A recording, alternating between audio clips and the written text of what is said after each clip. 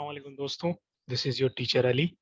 Welcome to word map series classes, जिसमें हम word map पूरा कवर करेंगे। जो कि हमें जो वन पेपर एमसीक्यूज हैं, जिसमें जनरल नॉलेज का पोर्शन होता है, वहाँ पे जो एमसीक्यूज इनसे रिलेटेड आते हैं, वर्ड मैप से रिलेटेड, उनमें ये चीज़ें बहुत काम आएंगी आपको। किसी भी एग्जाम में आप चले जाएं जहाँ पे भी एमसीक्यूज का पेपर होता है, और इसके अंदर जो चीज़ें हमने कवर करनी है ये सामने लिखी हुई हैं। Countries, continents, oceans, famous places, mountains, canals, states, ये सारी चीजें हम कवर करेंगे। आज हमारी है क्लास 1, और इस फर्स्ट क्लास में जो है हम बेसिक्स ऑफ मैप्स पढ़ेंगे, जिसके अंदर ये सारी चीजें कवर होंगी। Continents, oceans, longitude, latitude, lines और हेमिस्फेयर। तो शुरू करते हैं हमारी पहली क्लास। सबसे पहले आप लोगों को मैं आइडिया देने के लिए और रिकॉल करने के लिए, हमारे जो अर्थ है उसका जो शेप है वो कुछ इस तरीके से होता है। ये हमारा जो शेप है ये सर्कुलर शेप है, लेकिन हमने जो मैप बनाया हुआ है, जो मैप हम देखते हैं वो होता है कुछ इस तरीके से। साइंसदानों ने क्या किया हुआ है, इमेजिन किया हुआ है कि हमने इस गोल सी और स्फेरिकल अर्थ को बीच में से काटा है और उसको टेबल पे सीधा रख दिया है इस तरीके से। और बाद में जो जितना भी लैंड मास है और या जो पानी है, उसको हमने डिस्ट्रीब्यूट किया हुआ है मुख्तलिफ नामों से, ताकि हमको इसको मजीद अपनी स्टडी और अपने यूजेज में इनको ला सके। अर्थ में दो चीजें हैं, या तो लैंड मास है या तो वाटर बॉडीज हैं। सबसे पहले आते हैं लैंड मास पे। अच्छा, जो लैंड मास है उनको हमने 7 कॉन्टिनेंट्स में डिवाइड किया हुआ है। कितने कॉन्टिनेंट्स में? 7 कॉन्टिनेंट्स में। तो पहला तो ये सीधा सीधा एमसीक्यूज आता है। अब आते हैं आगे कि वो 7 कॉन्टिनेंट्स कौन कौन से हैं, और एरिया वाइज और पॉपुलेशन वाइज सबसे बड़ा कौन सा है और सबसे छोटा कौन सा है। तो सबसे पहले आइए हम देखते हैं कि ये कॉन्टिनेंट कौन कौन से हैं। एशिया, अफ्रीका,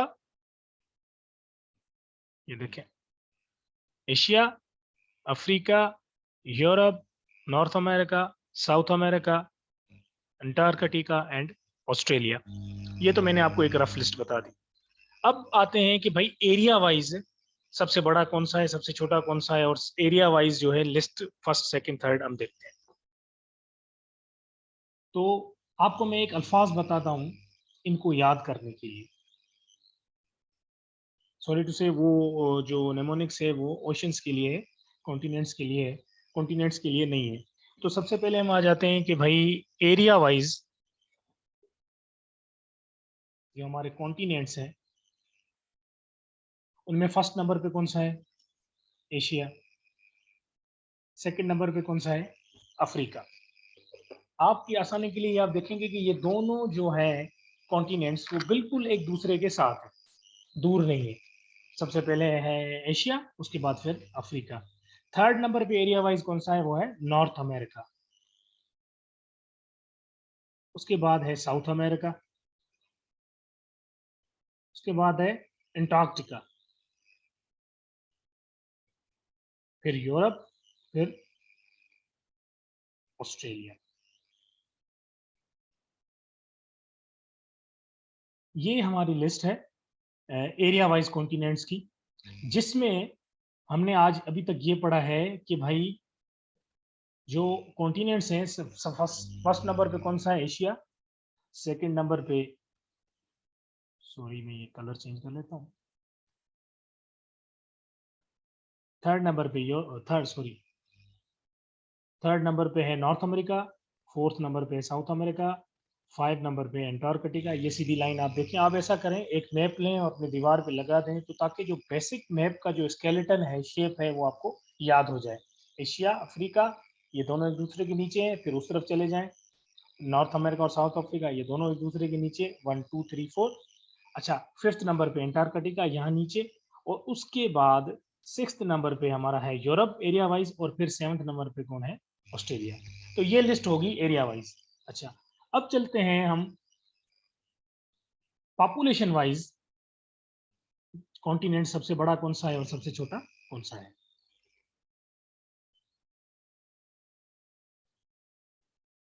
इसमें भी सबसे पहले एशिया है, उसके बाद अफ्रीका है,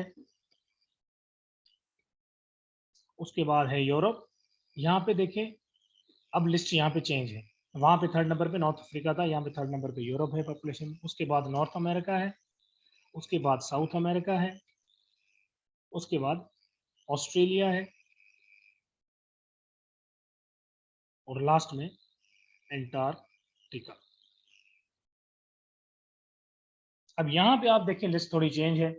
एशिया और अफ्रीका सेम ही है। फर्स्ट नंबर पे सबसे पहले एशिया है, पॉपुलेटेड कंट्री, फिर अफ्रीका है, उसके बाद यूरोप है क्योंकि यूरोप में कंट्रीज बहुत हैं, फिर नॉर्थ अमेरिका, साउथ अमेरिका है हमारा 4-5 नंबर पे, 6 नंबर पे ऑस्ट्रेलिया है और 7th नंबर पे फिर क्या है, एंटार्क्टिका। क्योंकि एंटार्क्टिका हम जानते हैं कि बहुत ही सर्द इलाका है और वहाँ पे पॉपुलेशन बहुत ही कम है, ना होने के बराबर है। तो 7 को टोटल कॉन्टिनेंट्स है।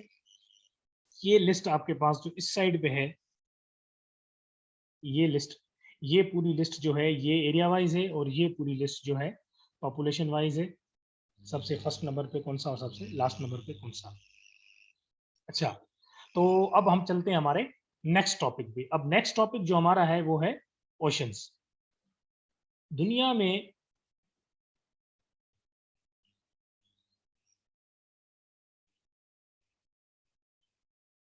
दो किस्म की चीजें हैं, एक लैंड मास और दूसरा वाटर बॉडीज।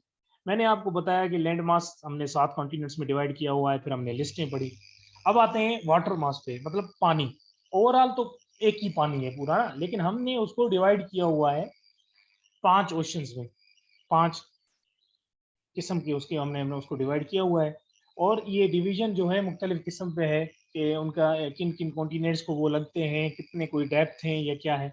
लेकिन यहाँ पे बेसिक क्लास है तो मैं आपको बताना चाहूंगा कि टोटल हमारे पास जो है 5 ओशंस हैं।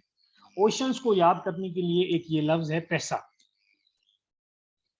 अब पी फॉर क्या है, पैसिफिक, ए फॉर अटलांटिक और S for southern, sorry, I for Indian, S for southern और लास्ट में आर्कटिक। ये हमारे 5 ओशंस हैं। अगर आपको नाम याद नहीं हो रहे तो आप ऐसा करें कि ये लफ्ज पैसा याद कर लें और एज इट इज ये कैटेगरीज आप याद कर लें। लिस्ट सबसे पहले पैसिफिक, फिर अटलांटिक, फिर इंडियन, फिर साउदर्न और फिर आर्कटिक। अच्छा, ओशंस में भी दो किस्म की लिस्टें हैं हमारे पास। एक तो कि एरिया वाइज और वॉल्यूम वाइज जो है ना, सबसे बड़ा ओशन कौन सा है, सबसे छोटा ओशन कौन सा है। दूसरा ये है कि भाई कोस्ट लाइन किसकी सबसे बड़ी है। तो सबसे पहले फर्स्ट लिस्ट हम देखते हैं एरिया वाइज और डेप्थ वाइज।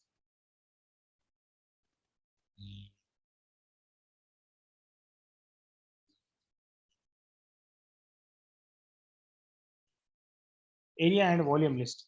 अच्छा, जो मैंने लफ्ज आपको यहाँ पे बताया पैसा, अगर एरिया वाइज और वॉल्यूम वाइज अगर आप देखें तो आप इस लफ्ज पैसा को याद कर लें इसको। और एरिया वाइज भी सबसे पहले सबसे बड़ा जो है वो है पैसिफिक ओशन, उसके बाद अटलांटिक सेकंड नंबर पे, थर्ड नंबर पे इंडियन ओशन, फोर्थ नंबर पे साउदर्न और फिफ्थ नंबर पे आर्कटिक। एरिया और वॉल्यूम वाइज कि भाई सबसे बड़ा कौन सा है, पैसिफिक है, और सबसे छोटा कौन सा है, आर्कटिक है। अब आते हैं एक दूसरी लिस्ट पे। वो लिस्ट क्या है कि भाई डेप्थ, सॉरी, कोस्ट लाइन किसकी सबसे बड़ी कोस्ट लाइन है। कोस्ट लाइन का मतलब ये होता है कि आप समुद्र पे गए होंगे कि जो जो बेसिकली कॉमन आपको मैं बता दूं कि किसी भी मुल्क के अंदर जो समुद्री सरहद है उसको कोस्ट लाइन बोलते हैं। कि अब ओशियंस की कोस्ट लाइन का मतलब क्या है कि ये किस किस कॉन्टिनेंट्स को लगते हैं या कितने कितने मुल्कों को या कितनी जमीन इनकी जो है, जमीन को ये इनका जो ओशन है वो टच करता है। तो ये लिस्ट अगर आप देखें कोस्ट लाइन की, ये थोड़ी जो है ना वो चेंज है। इसमें भी सबसे लंबी कोस्ट लाइन पैसिफिक की है, उसके बाद अटलांटिक की सबसे बड़ी कोस्ट लाइन है, उसके बाद इंडियन की है। लेकिन यहाँ पे थोड़ा चेंज है। कोस्ट लाइन के हिसाब से अगर आप देखेंगे तो आर्कटिक ओशन जो है यहाँ पे हमारा, उसकी कोस्ट लाइन बड़ी है साउदर्न ओशन से। वहां पे अगर आप देखें, यहाँ पे अगर आप देखें ना, यहाँ पे अगर आप देखें तो यहाँ पे देखें फोर्थ नंबर पे कौन था, साउदर्न, और फिफ्थ नंबर पे आर्कटिक था। लेकिन यहाँ पे ऐसा नहीं है। यहाँ पे कोस्ट लाइन के हिसाब से अगर आप देखें तो फोर्थ नंबर पे हमारा आर्कटिक ओशन है और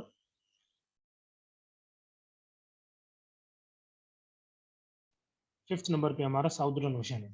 तो ये दो लिस्ट हैं और इनसे एमसीक्यूज आते हैं कि भाई सबसे बड़ी कोस्ट लाइन किसकी है और सबसे छोटी कोस्ट लाइन किसकी है। सबसे बड़ी पैसिफिक की है, सबसे छोटी साउदर्न की है। एक और बात जो मैं बोलना कि साउदर्न ओशन को एंटार्कटिका ओशन भी बोलते हैं, क्योंकि एंटार्कटिका पूरा कॉन्टिनेंट को जो ओशन लगता है ना, उसको एंटार्कटिक ओशन भी बोलते हैं और साउदर्न ओशन भी बोलते हैं। तो इनमें कंफ्यूज होने की कोई बात नहीं है।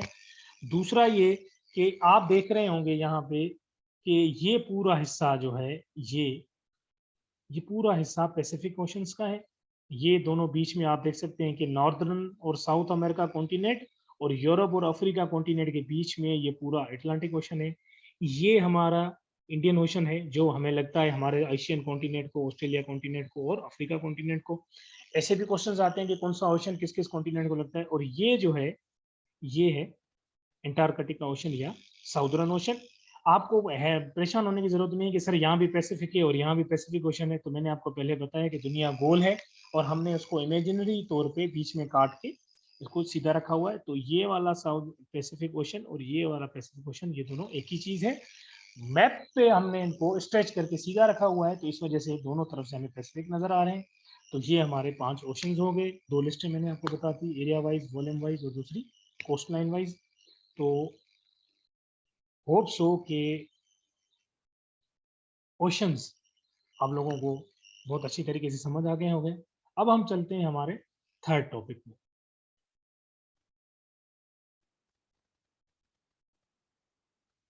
ये एक रफ मैप है, उसी तरीके से ओशंस और इनको दिखाने के लिए। ये देखें ना, ये रहा हमारा पैसिफिक,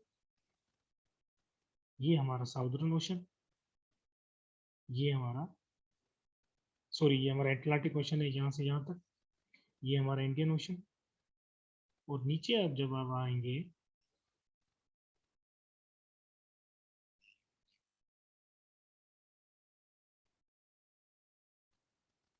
तो ये हमारा नीचे नीचे यहाँ पे आप देखें एंटार्कटिक ओशन।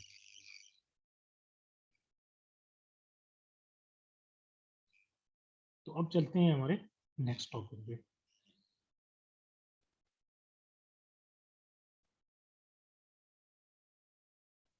जो है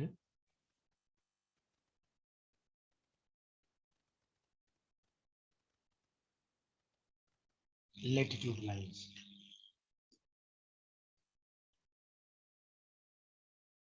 अच्छा, ये लेटिट्यूड लाइंस क्या है? देखिए, अर्थ के ऊपर हमने कुछ इमेजिनरी लाइंस बनाई हुई है।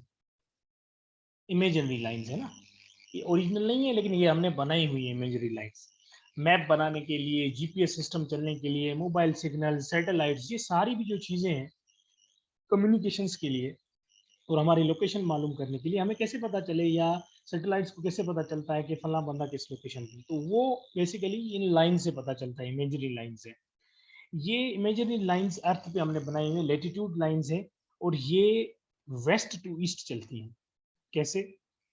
ये हमारा वेस्ट है और ये हमारा ईस्ट है। ये इमेजिनरी लाइंस पूरी अर्थ पे बनी हुई हैं और जो वेस्ट टू ईस्ट चलती हैं, और मुख्तलिफ एंगल्स पे ये लाइंस बनी हुई है, जो हमने इमेजिनरी लाइंस है जो बनाई है। अच्छा, जो 0 डिग्री लाइन है वो है इक्वेटर। जो 0 डिग्री लाइन है, 0 डिग्री लाइन, वो है, उसको हम कहते हैं इक्वेटर। अच्छा, ये कहाँ पे है? ये आप देखें ना, ये रहा है 0 डिग्री लाइन, जो वेस्ट से ईस्ट चलती है, 0 डिग्री इक्वेटर लाइन। ये लेटीट्यूड लाइंस है पूरी, और ये जो जो लेटीट्यूड लाइंस हैं, ये सारी पैरेलल लाइंस हैं, और 120 डिग्री अपार्ट है। 120 डिग्री एक दूसरे से ये अपार्ट है। ये अर्थ को डिवाइड करती हैं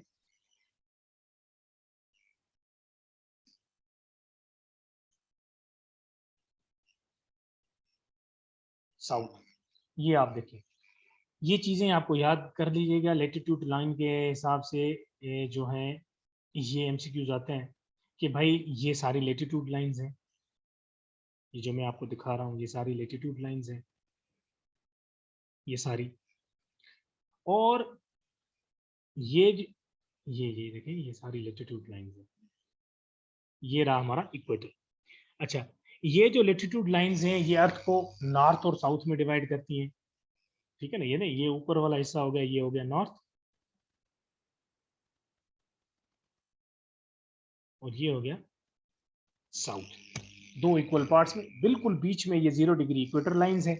ये सारी ये 120 डिग्री अपार्ट हैं एक दूसरे से, ये लेटीट्यूड लाइंस हैं, और ये वेस्ट टू ईस्ट चलती है। ये हो गया हमारा लेटीट्यूड लाइंस, और इनका जो 0 डिग्री है वो क्या है, इक्वेटर कहलाता है। अब आते हैं, एक और भी लाइंस है हमने जो अर्थ पे बनाई हुई है, वो कौन सी लाइंस है, नेक्स्ट जो हमारा टॉपिक है वो है लेटीट्यूड लाइंस।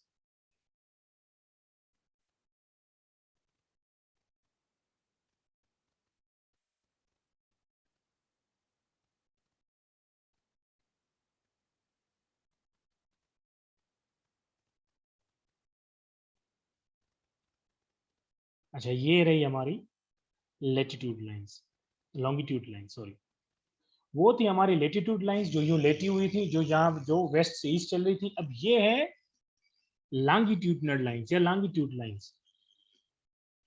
ये लाइंस जो हैं ये they are not parallel parallel, ये तो अवल पैरेलल नहीं है। इनका जो 0 डिग्री लाइन है उसको बोलते हैं प्राइम मेरिडियन। ठीक है, इनकी 0 डिग्री लाइन तो प्राइम मेरिडियन चलती है, ये रन करती हैं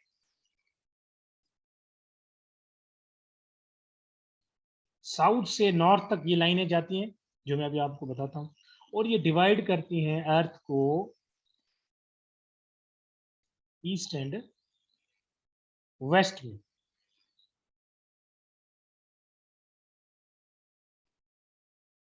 अब आ जाए यहाँ पर, ये आप देखें ये लाइन यहां से चल रही है। अब आप नॉर्थ टू साउथ समझें या साउथ टू नॉर्थ समझें, क्योंकि ये इमेजिनरी लाइन है, रियल में तो है ही नहीं। समझाने के लिए मैं आपको बता रहा हूँ कि ये यहाँ से स्टार्ट होती है ऊपर से और यहाँ तक, ये सारी लाइनें स्ट्रेट लाइन है, यहाँ से यहाँ तक, नॉर्थ टू साउथ या साउथ टू नॉर्थ के लिए एक ही बात है।